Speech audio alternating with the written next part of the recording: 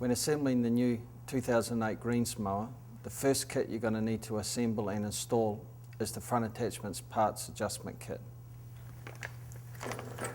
Inside the kit you're going to find the front adjustment bolts, the two 8mm nuts, compression springs, the adjusting block, the two large nuts, and the two lock nuts.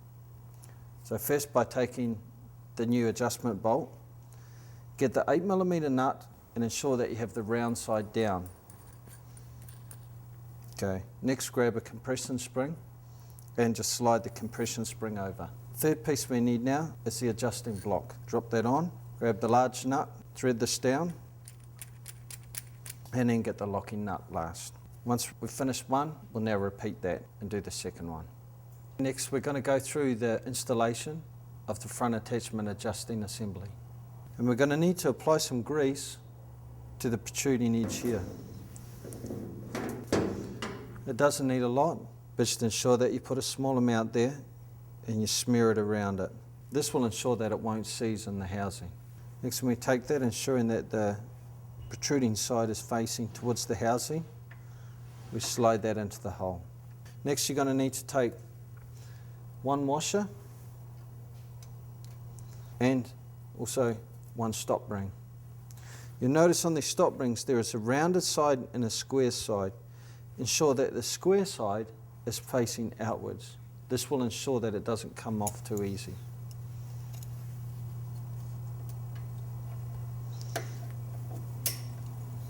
Once you've finished one, then we'll need to turn around and install the one on the other side. Okay, now the next part we're going to need to assemble is the front attachment's non-drive side retaining bracket. This bracket has 5 parts to it. Here we have our left vertical housing, our oil seal, bearing, stop ring, and our stopper 30. Before assembling this, you need to put a very small portion of grease onto the outside of the seal. This will ensure that it just slides in nice and easy for you. When installing it, there's 2 sides of the seal. Ensure that the smoother side is inner, and that what would usually be the inner side of the seal is now going to the out. Now this is going to need some assistance in order to get it in. So if need be, you could take the likes of a spark plug wrench, or if you have a long box set, pop this down in there and then give it a slight tap with a hammer. Once this is down into its correct place, you'll see that it's actually taken up the entire portion of the cavity inside. Now next we're going to need to take our bearing. The bearing can go in either direction. Drop that in the back. If it doesn't slide all the way to the bottom, it'll just need a very small tap with a hammer. So once again, we take the likes of our spark plug wrench. That will just ensure that the bearing's sitting down into its seated position. Next, by taking the stop ring and ensuring that the square side is facing up, you can use a special set of stop ring pliers, or if you like to, you can actually just slide it down in there. And then use your screwdriver just to ensure it's sitting down into its actual seat. Now, the last piece we need to put on is the stop bung. Stop bung is just to ensure that we get no moisture coming into the back side of the bearing. Okay, once again, plop that in and give it a very small tap with a hammer.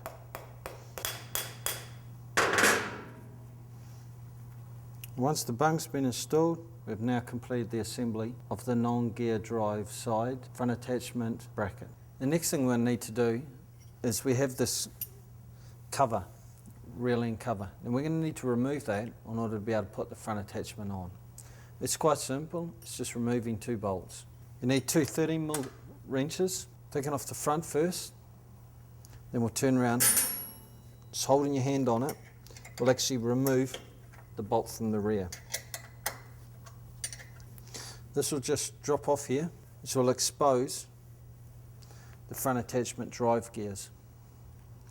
Now this O-ring we can reuse, or you can put it into your parts. Now when installing the front attachments, we've got to make sure of one thing, that before we put the O-ring in, we put a nice supply of grease onto it. This will help to keep it sitting in position so it doesn't fall out and get jammed in between the groomer case housing or the machine housing. It's just a matter of smearing the grease nicely around the O-ring. Don't worry about excessive grease on this, because this is going to save you money. Okay, next we have a recess here that the O-ring needs to sit into. Okay.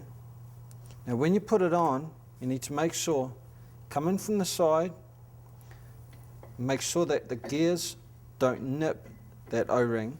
At this point we need to take one of the 8mm square round-headed bolts and slide it through from the inside. This will allow us to work on the opposite side of the machine if we need to. Okay.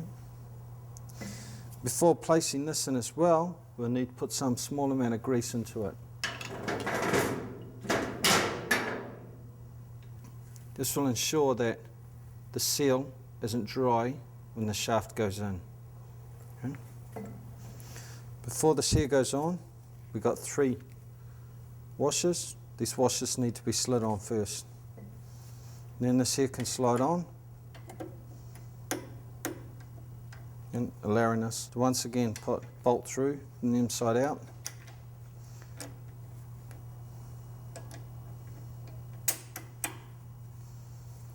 This stage we can just tighten these up just gently by hand.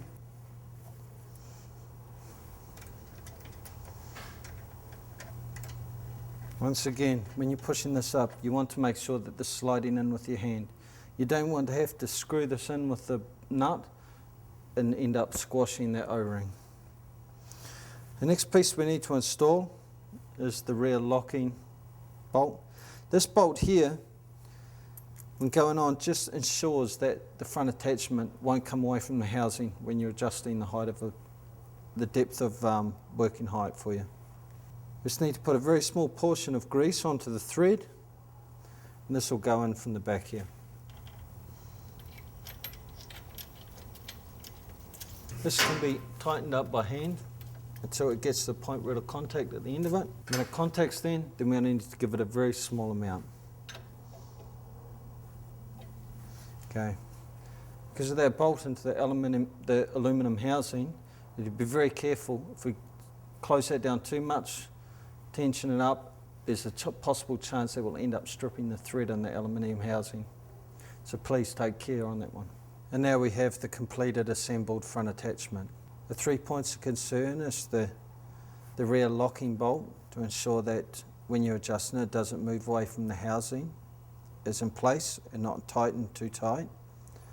Also, that the front 2 adjustment bolts are still left untightened. Just take care to make sure that this here is facing with the protruding side inwards. So this here, if it's incorrect and in half a turn out, it will put a lot of excessive force onto the front adjustment bolt. And here we have the entire front roller parts kit. We have the front roller itself, we have the washers for the front adjustment bolts. These here are the pins and the grease zerks for the front roller. 2 front roller washers, front roller adjustment nuts, the locking bolts and the locking nuts for the height adjustment, the 2 adjuster arms and the lock bolts for holding the roller tight in the adjustment arms. Before we install the front roller kit, we're going to need to do one thing prior. This is adjusting the front attachment up as high as we possibly can. With the groomer, we're going to have to shim this groomer to the roller, and in order to do so, the attachment needs to be as high as it can be adjusted to. So next we're going to take the front roller adjustment arms, and we're going to insert our 6mm bolt and nuts into these. Okay, once we've inserted them in, we're going to have 2 pairs. Okay, you're going to find you sit in positions like this with the adjustment angle to the outside and the nut facing forward.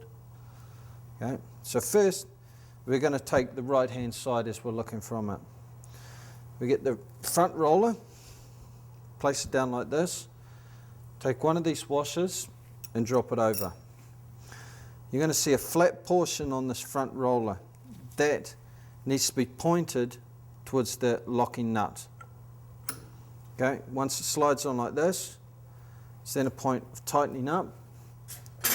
Doesn't need to be tightened up too tight at this point, just firm enough to stop it from moving. Okay. Once we're there, okay, the next step we're going to do is take our adjusting bolts. We're going to put the one black spring washer on first, and then the two silver washers on after that. Now the next thing we're going to do with this is this here will come down and be installed into here. The reason for the silver washers, this is because we haven't got the brackets for the independent grass catcher on, so we need to take up the extra space. Now once it's done up, we just tighten it up firm, no need to over tighten. Over tighten could damage the thread inside. Once we've done one side, we'll turn around and we'll do the other side of the other side adjustment bolt as well. Once we've got that point done there, what we can do now is take our two adjustment nuts, drop them on the top like this, and just spin them down, enabling them to get to an even distance.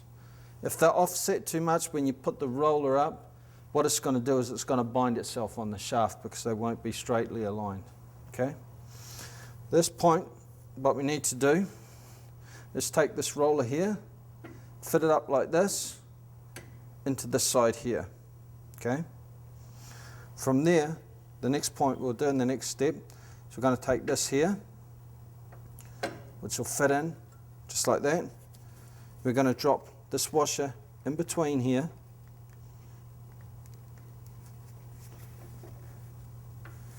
and next we're going to take the pin for this side and slide it in.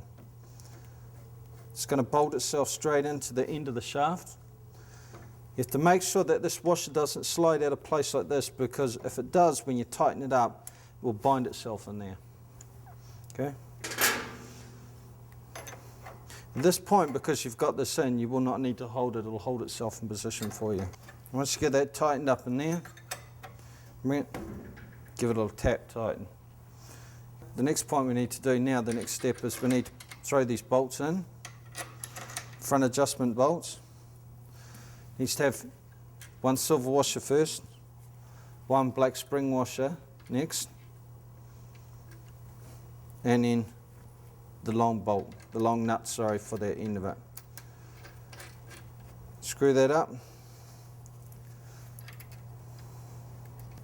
What we're going to do at this stage is we're going to back this off ever so slightly.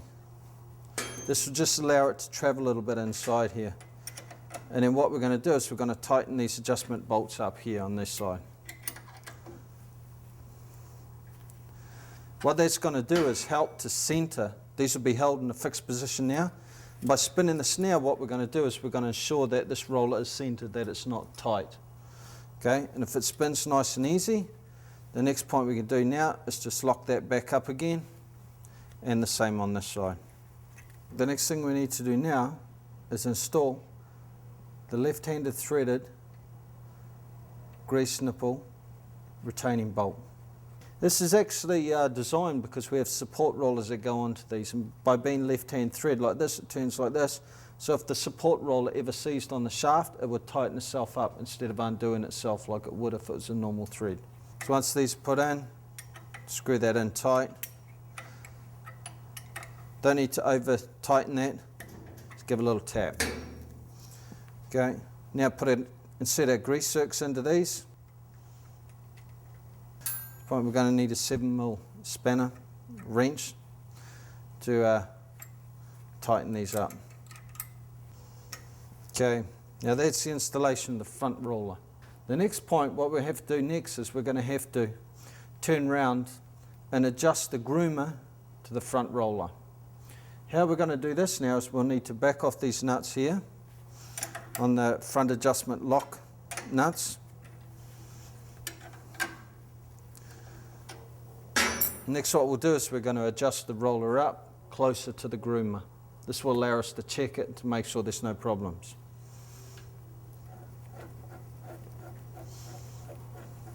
Ensuring that this is in neutral position, you can slowly turn this as you're bringing it up, just to make sure that the blades are not hitting the roller. By looking across here, I can see the direction of where it's touching and where it's close. This side here has enough clearance, but as we're getting over this side, slowly, but they're starting to get closer this way. The next step we're going to have to do now is, because this side is lined up and there's no problem, we're going to end up loosening up this side nut, and then we're going to shim from right to left. This will space everything across and hopefully give us enough room to allow the groomer blades to fit between the groove and the roller. The first thing we want to do is grab a 7mm wrench, and we're going to loosen off the little lock nut in the back here. Once we've done that, then we take out 2mm Allen key wrench, put it in and loosen it off. Now you're going to need a 24mm wrench to actually lock onto the nut, and what I do is I usually put the groomer in the reverse direction. This allows me to put a screwdriver in, tighten the blade down onto it while I loosen off this nut. This will just ensure that you're not trying to hold it against its will and lessens the chance of hurting yourself. Here we have the spacing shims.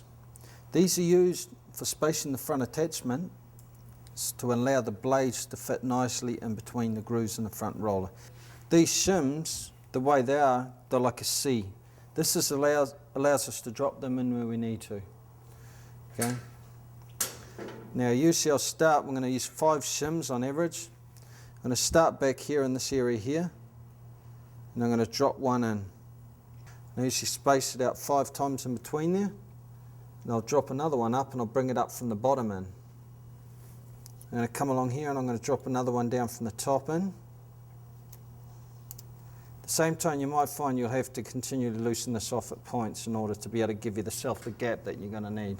Now once those are in, what we'll do is we'll turn this into the forward direction and allow us to put our screwdriver back in. And we'll be able to start then to tighten this up and see how it's adjusted.